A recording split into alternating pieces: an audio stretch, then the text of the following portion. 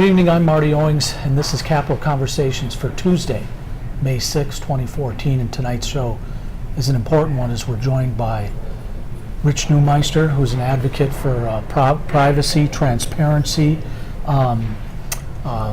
especially around what the cops are doing, what kind of laws are being created. Yes, law enforcement in Minnesota has, over the decades of my involvement here, have been some of my top buddies that I interact a lot with. Right. Sometimes we're good buddies, sometimes we're disagreeable buddies, but I call them affectionately my buddies. Right. Well, let's talk about a couple of things. Let's start with the use of the Stingray, Kingfish law enforcement equipment. Before the show started, you were just explaining to me a little bit about it. Explain to the folks out there what this is all about, what's going on on this issue. Let's talk about, I think, just basically in general.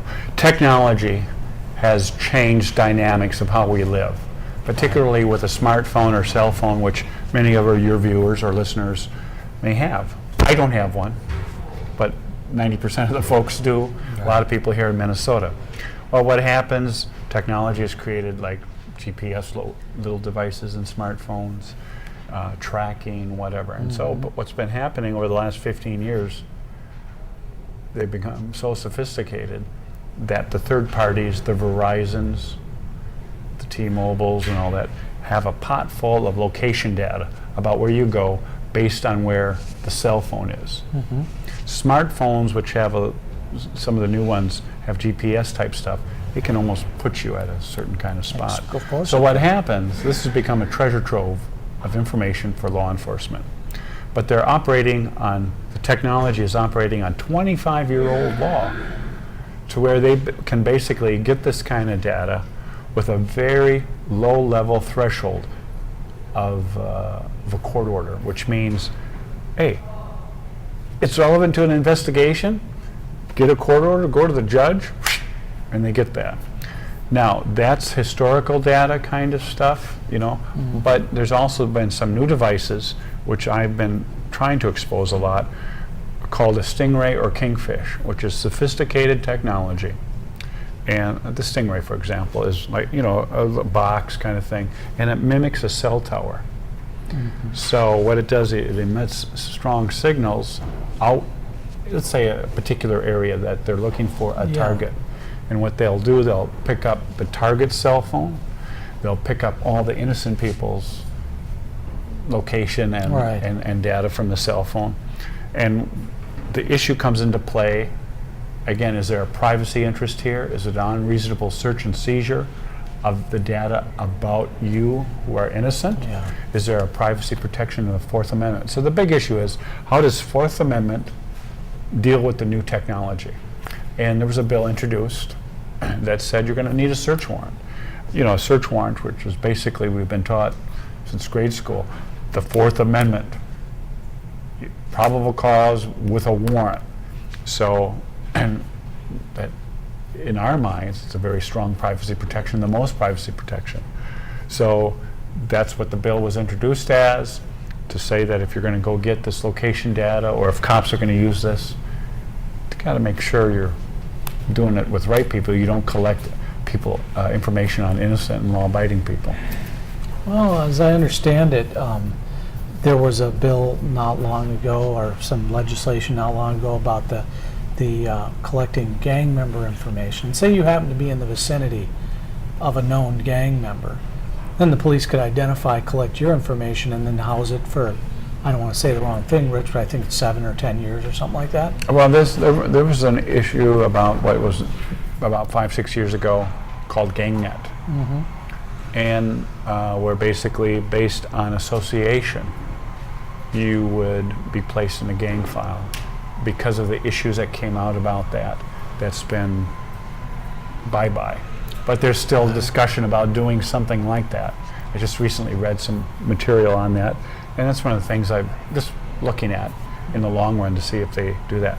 But the bill I'm talking about is by Brandon Peterson, a Republican, and Representative Atkins, a Democrat, who basically believe that you need a search warrant. Now, that's been watered down on both sides because law enforcement doesn't like search warrant protections. And what a search warrant, and what's the difference between a probable cause court order, which is basically in the two bills, and a search warrant is this. A search warrant requires particularity, specifics, specific to a crime, that you need this information because so-and-so is going to commit this kind of crime, and we need this kind of data to do it. When you do it with a court order, there is no specificity. There's no particularity.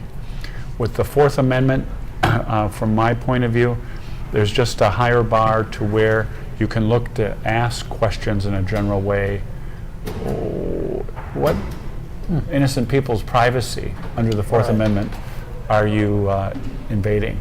And one of the reasons why, and it's been an issue with the Stingray I was just talking about, BCA, which the state spent $600,000 of state money on, and we only found out about it recently that they spent it on, legislators did. They've used it over 600 times. And the issue is more than likely they haven't been using it with a search warrant. And so that's one of the things. I mean, Talk about that a little bit more. How did this surface? Who found out? well, How did the information well, come Rich to light? Stanek, 4 years ago, in Hennepin County 2010, Sheriff, yeah. bought a kingfish. These are all names of The devices. named after fishes. I think it's because the Harris Corporation is based in Florida. That's super.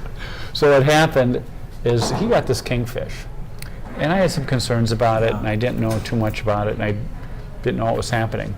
But then I've been reading about how more and more people are doing kingfish and the stingray. So I decided to do a data practices request, which is a law where you can ask for public information to see how what's happening. And I started to get some pushback. You can ask for information to be made public. Public? That's not necessarily public at that time. Should be public. Well, it is public. It's public at the time, but sometimes government, particularly cops, on this situation will argue that it's not public. But I was able to, then I requested, excuse me. Yes, bless you. Sorry.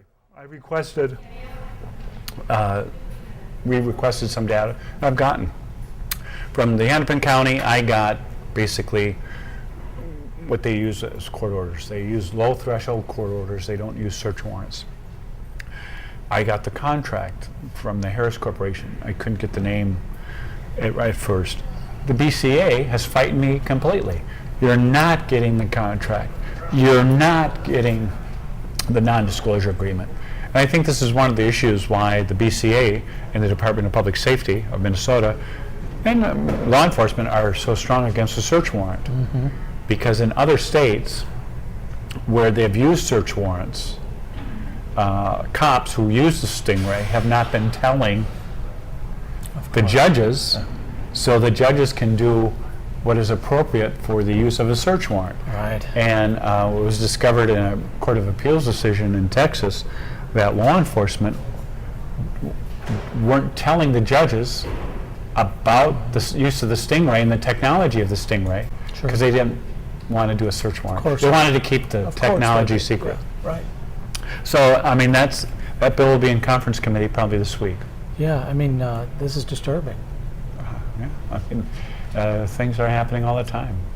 Another, I don't know if you want to hit on another one, is the whole issue of license plate readers. Yeah, we can talk about that as well, Rich. So, talk a little bit about why this came about, what it's used for, the basic high level for. Well, license plate readers, again, technology, cheap technology, that you can put a camera and it scans cameras or license plates, and then also takes a picture of our car.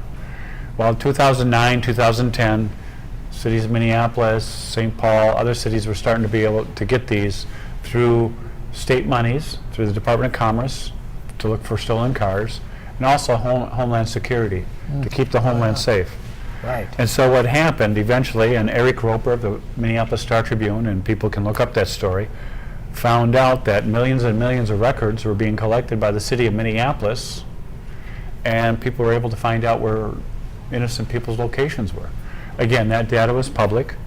It was made private temporarily for a time, but the issue comes into play: should data about where you go, where you may go for a place of worship, where you may go to associate yourself politically? Should LPRs be used at public events? Should they be able to be used on bridges where people go Right. and to collect innocent law? We think this and was law-abiding decided, people? though, in a court case. I mean, at least in the city of Minneapolis, they had to shut down the cameras, right? I mean, No, those are. Those you're are talking about the those are running the red photocop light cameras. cameras? Those are Okay, all right. those are red light All cameras. right, thank you for that differentiation. These are cameras that just take pictures of your license plate. Right, sure. And so, Chief Hartaw, before a public hearing on this issue, Yeah, let's a hear what couple her months quote ago, was. she says, the question was asked by John Lesh, why should we keep data on innocent and law-abiding people when it's no use? Well, we don't know what we don't know. So, wait a second now. Her quote, her direct quote was, and could you please repeat that? We don't know what we don't know.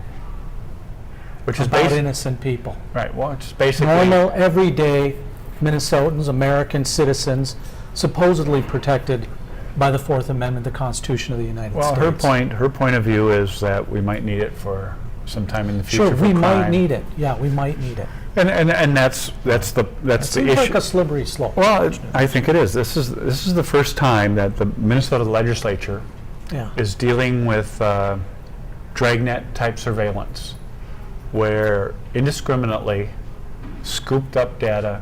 I mean, Minneapolis has had 20 cameras about a year ago, more than likely because they're cheap, they're purchasing more, just like other cities and urban areas are doing across the country.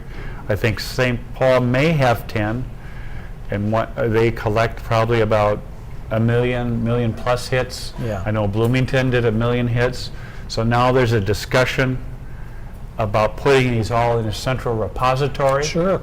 Why at a not state make it level. easy? There have been issues in other states where it's been shared with private companies. Yeah. There's a private company Sure. that has like 2 billion scans on innocent law-abiding people. And I mean, that's Maybe there's a political organization that wants to know where you're associating Well, yourself, no. or, you know, who religious. knows? I mean, the bottom line is that these are issues, and for me, I believe in a right to privacy, and I've seen the negative of how this information can be used to hurt people and their lives. You don't necessarily have to know that someone has information on you. One of the things that happens many times is that there's information out there about you. It could be given to someone, told to someone about you, whatever, and you may never know it ever happens. And that's one of the things. I mean, I don't trust government. You know, like the issue of GangNet, where they had like some teen in the thousands, 16,000, 15,000 names. Half of these, or a little bit more of these, were names, well, just because I dress differently, or I associate with someone who Has an association. has an association or is a gang member. And I mean, this is some of the stuff. I mean. So let me. So I'm some dude in the community, and I want to get involved and try and rehabilitate these kids or whatever. So I go down and I go to the local youth center, and maybe I'm hanging around with them, trying to show them a different path in life. Now I'm in some database. Theoretically, I'm just putting it out there, and I'm an innocent guy or gal who's trying to help out the community. And now I'm in some, gang database somewhere. in the city. I don't know. I mean, there Right. possibility. I mean, Right. I'm not too aware what's happening with gang databases now, other than a specific one which is But structured yet by and law. still, But- you but stipulate to the possibility. there is. possibility. I mean, Yeah. I've seen evidence where there's discussion about trying to get the type of GangNet Yeah. system going Right. again. Right. Whether or not they're going to do it, something like Sure. that, I don't know. Sure. But It's kind of old news, the gang, that thing. I mean, it was killed, supposedly. And whatever flavor it was things into. always come back. They come back, but you got fish, hawk, porpoise, stingray, whatever, we're calling this But stuff. these are some of the things that, one of them is... 600,000 in secret money, Yes, it wasn't line itemed.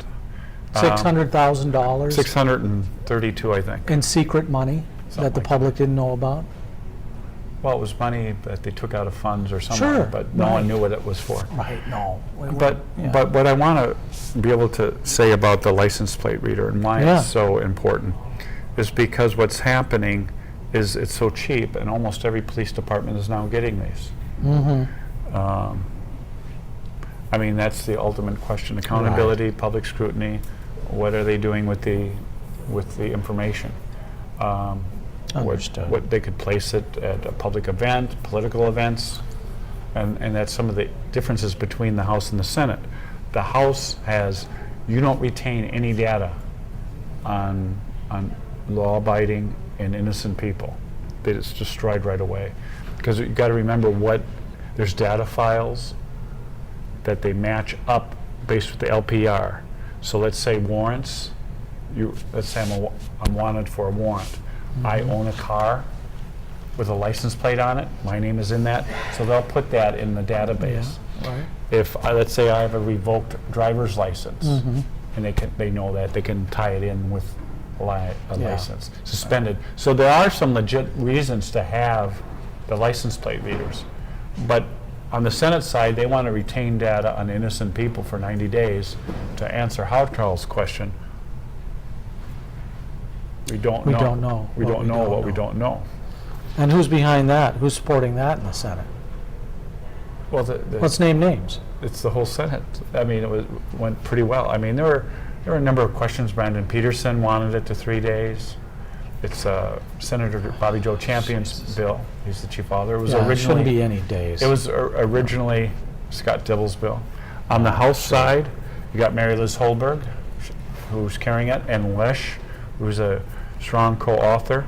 That they didn't want the data, on innocent law-abiding people. And that will be a conference committee tomorrow morning at 8 o'clock. We're going to get to Mary Liz Holberg in a minute. She's going to leave her post at the end of the legislative session. She won't be back for re-election, and she's been a strong advocate for privacy and things like that.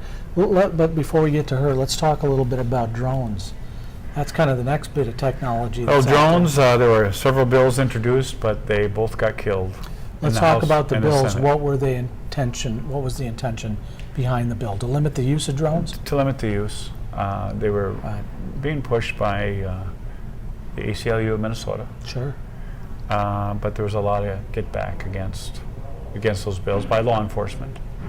Law enforcement is against a lot of things this session, not other than things trying to make them accountable and regulate the use of their toys that they get. Wait a But- minute, you mentioned a word right there, accountability. And people that enforce the law cannot be above the law.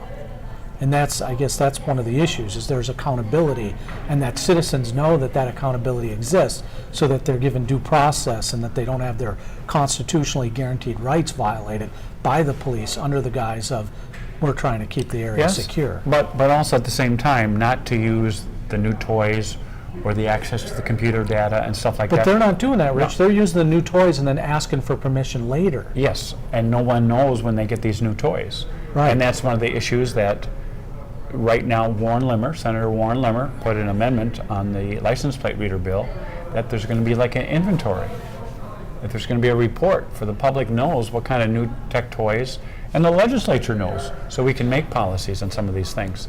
The DVS scandal, where a lot of people, Driver's I've been licenses, talking to legislators. I just talked to one yesterday who said they were looked up 190 times on DVS, which is the simplest of easy access. I mean, on the LPR data, someone says, oh, there's a person I like to see or get after or whatever.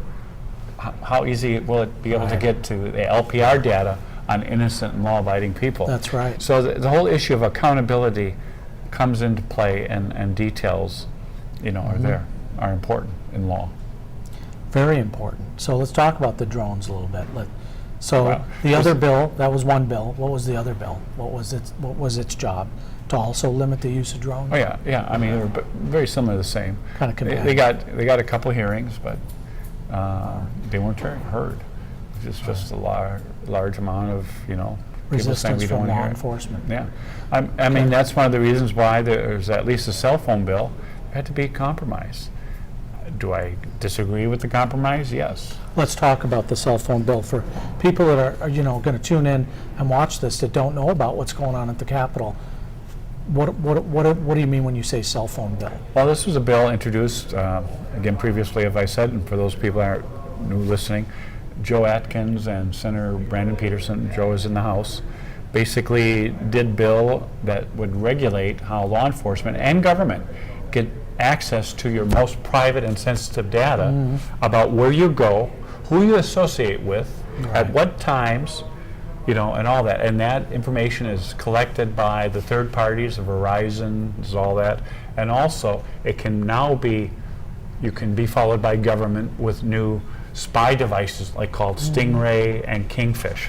Right. And so, among others, the old law basically says it's very easy to do. And what the bills are trying to do is bring higher standards with more accountability and more transparency, and that you, the subject, get noticed, even though you may never be charged. Let me ask you something, Mr. Neumeister. What about people who argue, well, all that stuff's, it's the technology's there, it's keeping us safer, Rich? I'm glad to know that Big Brother's watching over me. I feel more comfortable. People have I can choice sleep at night. in the country. I mean, I just look at some of the abuses and what history tells me. And what does history tell you about this kind of abuse? It's abused. People get wronged. And power corrupts. I mean, that's for me what drives me being up here for as long as I've been on these kinds of issues. I mean, I do believe in a Fourth Amendment. I do believe that we have a right to privacy. I do believe that we have a right to know. Now, if some people want to live in a state where they don't care or whatever, have nothing to hide, I don't believe that. I've always asked people when they've said that question, I says, would you mind if I took pictures of you naked in the shower? I don't get an answer saying, yes, do it. Put it all over the internet. No, they come back with a roundabout way, I have a right to privacy. So there's always an element of privacy somewhere. The issue is, you do have control in today's technology. I mean, they're out there, but government is also trying to prevent regular people like you and I to use those kind of tools. Let's talk about some of those, Rich. What if somebody wants to, you yourself don't carry a cell phone, No. probably for part of the reasons that you... To some extent, but I like the right to be left alone, that famous Brandeis quote, so I don't get bothered. And I miss out some things, but... But so what can people do that they're interested in sort of, protecting their privacy or remaining, I don't even know if it's possible anymore, but somewhat anonymous? You have to give up some privacy. Like, for example, I'm on a computer, I have a blog post, I'm a very active tweeter. I've given up some privacy. But using the technology and having a blog post and tweets Enables you to communicate. has helped me to communicate Right. and to help direct policy here at the legislature, to let other people know, because I get feedback on those kinds of things. I got feedback yesterday how I shouted out Education Minnesota on something that I don't think they were doing too well. And I got feedback from them saying, why did you do that? You shouldn't be doing that. Blah, blah, blah, blah. And I said, well, I'm just giving my take. Because it was a bill dealing with expungement, which is a big topic for a lot of people who have criminal records or are arrested. Right. And it's At some point, if they're found to be innocent later on, I mean, you got to remove that. either innocent or even they've done their no time. charge, or No charge. it could be a minor charge or a certain charge, and you've been on the straight and narrow for 10, 15 years, and you have something that's haunting you. And expungements can help, but they're not like they were 15, 20 years ago, because a lot of private providers, the private data brokers, they have already a lot of the data when it first hits. You got to remember, computers, because of the storage, the cheapness of it, the They can cheapness keep of things the... in perpetuity. Yes. Yeah. I mean, this is one of the reasons about the license plate readers. Yeah. And even with some of the language, where they can keep it forever. The Senate has language in there that they have the discretion, in my judgment, to keep it Yeah. permanently, like you're under investigation continuously. So issues are always popping up. It was to be a on session, but bills do pop up, and I was real strong in favor of the cell phone bill because that was been sort of an initiative I've been doing and working on. There's one bill dealing with transparency. It's called, it's known as the Timber J bill. It's not to get into the weeds, but it's a bill to overturn a Supreme Court decision that hinders the ability for the public to find out when government contracts with private parties to do the government's business on the government's behalf to find out what they're doing. I mean, a great example is government spends a couple $100,000 on a big study about a neighborhood, how it might affect your neighborhood, economic development. They get the report, government gets the report. You want to know, well, what data did you use? How did you get to these conclusions? Well, the third party has it. It's not in government hands. Yeah, so we don't have to disclose it under government rules. So before the law changed, like 15 years ago, you were not able to get to that. But now, for the last 15 years, you've been able to, but the Supreme Court decision mucks it up a little bit. So there's a bill to make it very clear that no matter what situations, you would get that kind of data. For example. And that seems like a pretty innocuous example, but there might be other more egregious examples, yeah. like contracting with private security agencies to monitor your whereabouts or the whereabouts of ordinary citizens. Or as a matter of fact, let's say, for example, you are a candidate for a state position. The state of Minnesota has a private contract with a background hunter, which there is, and they collect all the data, but then the people in the state of Minnesota who are hiring you, it might just say, well, we're not going to hire you because of this, but you want the actual data that they use. So up until about 99, when this law took effect, you couldn't get access to that kind of data. Now you can, but the Supreme Court decision mucks up. Just even if you want to know about the bus driver who's contracted out with the private company that takes your school kids around. They would be treated like a public employee to get some general information about their background, any discipline, things like that. Well, you talked a little bit, Rich Neumeister, we touched on Mary Liz Holberg's Oh, yes. going to be ending her career up here at the state capitol, but maybe not her political career, but anyway, her career as a state I think she's running for Dakota County Commission, I think, but a very long time. So let's talk about it for a second. Mary Liz Holberg's been up here for years. Yes. You're a pretty I think staunch 18 advocate years. for privacy. Yep. Been an ally- transparency and open government, too. Been an ally of yours on those issues for many years. Definitely. And who's going to fill the void, Rich Neumeister? Well, who's left? There are people who, the thing is data practices over my decades here has gone up and down. The Senate used to be a strong bastion of it about 15 years ago, but when Mary Liz came on and others, the House started to take strength to where now there's not a lot of strong, consistent privacy champions from my perspective on the Senate side as there is on the House side. It will be a loss. But as time goes on, I've seen that up and down. Hopefully, there are some folks out there. Because it's not just Mary Liz, you got Paymar's leaving. Mike Paymar, also, who's been a strong champion for now, one's a people's rights. Republican, one's a Democrat. These kind of things normally transcend political ideology. Yes, they do. But you got folks, Peggy Scott, John Lash in the House. I mean, there are other people.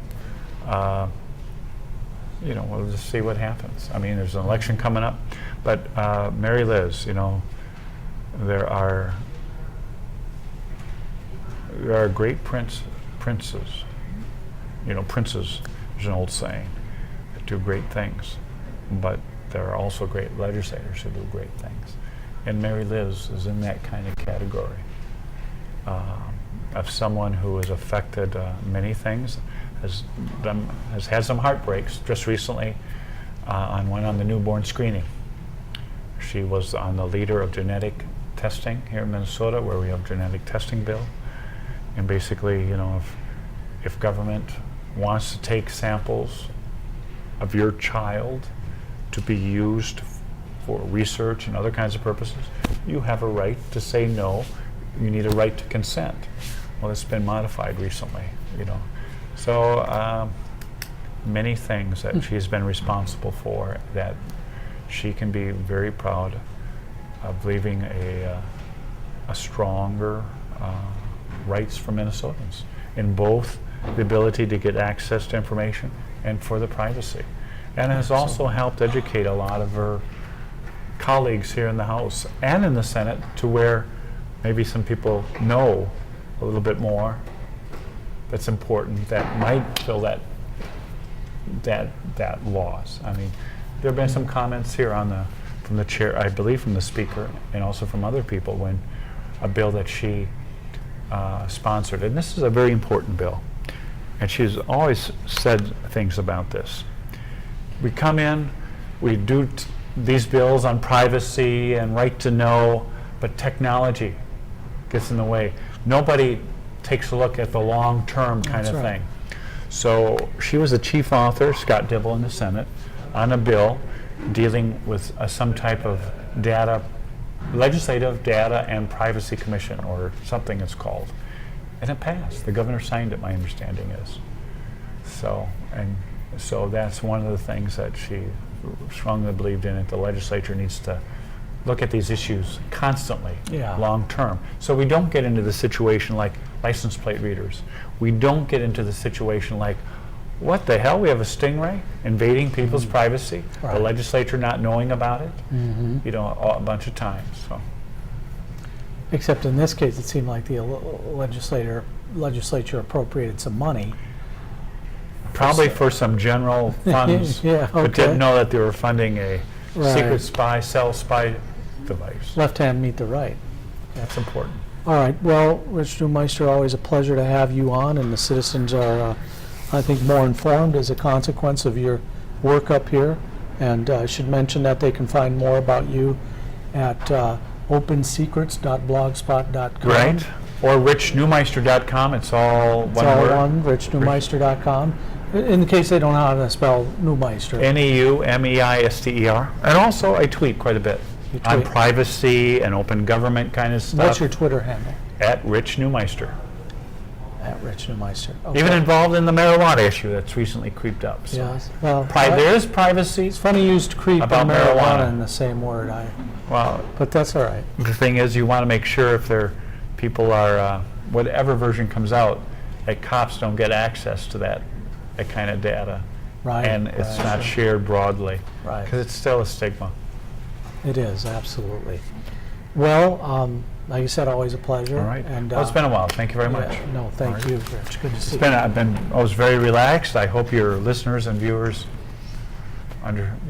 tried to Yeah, share with them. I think they appreciate the openness and honesty. And it sounds like we can find out more at opensecrets.blogspot.com.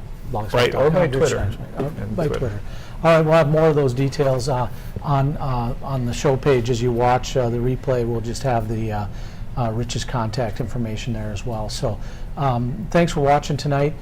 Tune in next week. We'll try to have Mary Liz Holberg on the program. A few other legislators who will be leaving. This is their last session up here. And until then, take care of yourselves, and we'll see you next week.